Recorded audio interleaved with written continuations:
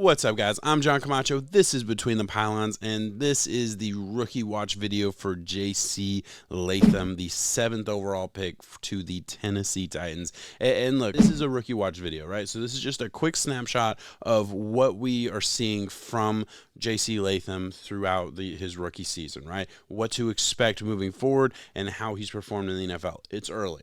Everything I say that's positive, take it with a grain of salt. Everything I say that's negative, take that with even more grains of salt because he will improve. And I do want to set this video up with a certain amount of context for what we were supposed to be expecting from J.C. Latham. We knew coming into the draft that he wasn't a completely polished prospect. We knew, week 1, week 2, that Joe Alt was going to be the better player. But J.C. Latham was the 7th pick for a reason, and there was a point where he was the odds-on favorite to go 5th overall to the Chargers. That was real. There was real conversation about him being drafted ahead of Joe Alt. There was real conversation about him being the better long-term prospect. I'm not really here to litigate that. I'm not here to open that discussion. If we compare right now in the NFL, it's not even really a conversation, but that's just what the conversation was back in April. I say all that to say the expectation for J.C. Latham moving forward is an elite tackle in the NFL. He's not there yet, but we are seeing some really good things. The issue with J.C. Latham is we're seeing really high-level play in the pass blocking part of his job and really subpar to average play from the run blocking part of his job. And to drive that point home for you guys, I want to put this on the screen real quick. This is the overall rankings for the rookie tackles in the NFL right now. We'll see him 54th overall, and he is obviously 4th among all tackles. Brandon Coleman's here. He has not played. He has not been the starter from week 1. So if you just took total starting from week 1 and on, he'd be 3rd, which is, not outside of the range of possibilities and perfectly acceptable for where he's at in his NFL career. That's fine. We're good with that. Now, this next one is how he ranks purely as a run blocking offensive tackle, right? He's near the bottom. That's not where we want to be. That's not where we can afford to be. That's borderline unacceptable. You compare that to how he looks in the pass blocking sets, really just behind Joe Alt. This is exactly what we looked at, pre-draft process. This is the same kind of conversation we were in. That fits. That narrative fits.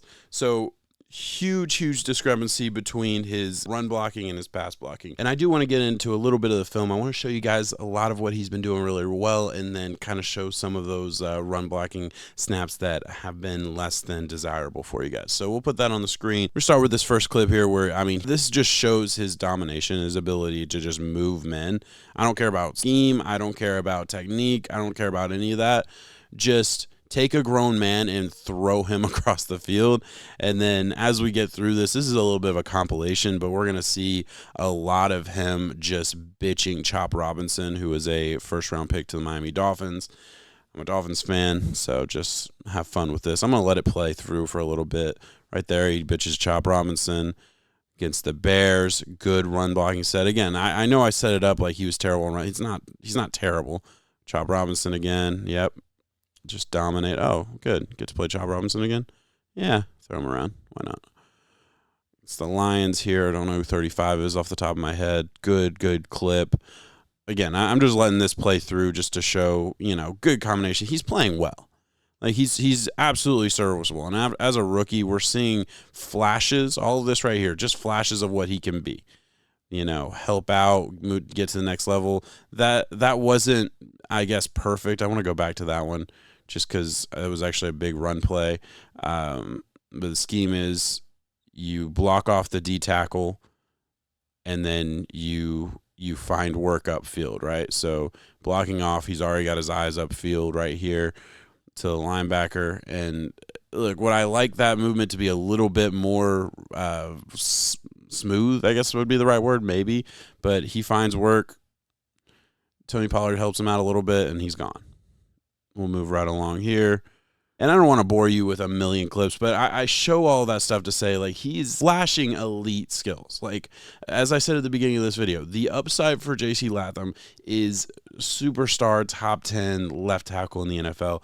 And we're seeing enough for me to say, yeah, he still has that potential. He's not there yet by any means, but you didn't really expect him to be. This was not a polished player coming out of the NFL. He just had all the tools that you saw to be what he's showing. I mean, big, strong, physical, good enough athlete, like all the things that you wanted. It's there. Let's get into some of the run blocking, and we'll just kind of see what I don't love here. This is a clip that I found on Twitter, I believe. Put it into this reel, and this is ugly. This is Latham getting in the way. I don't know what's going on, but 55, Tony Pollard obviously decides to cut upfield, and this is just in the way, not getting out there. I said good enough athlete a minute ago. That's not what I mean, you got to move you'd like to see a little bit better movement skills, obviously, and then you get stepped on as a result. That's wild. Play that through one more time here for you guys, and then we'll move on to the next clip. And then this is against the Lions. Just Aleem McNeil, who I loved coming out, by the way. Like, that dude, I think he's NC State kid, just beats him off the line, gets upfield. And yeah, that's a D tackle, I get it. But man, like, I know you're strong enough to handle his power. You just weren't fast enough to get into a good enough position. Your pad level's terrible. You're leaning, and you lost. You just lost that rep. Again, not the end of the world. It's you take the good with the bad with guys like these. And really, that's all I got for J.C. Latham. This is a guy who is developing. The Titans aren't great this year, so it kind of, I think, is kind of a microcosm of what the Titans can be moving forward. You got a foundational piece for your offensive line that is going to, I'm not going to say can develop. A lot of these videos I say can develop, could develop. We're seeing signs. No, he is, I really believe, is going to develop into a star left tackle in the NFL. You've seen everything you need to see. Yes, there's some bad plays on film. Absolutely.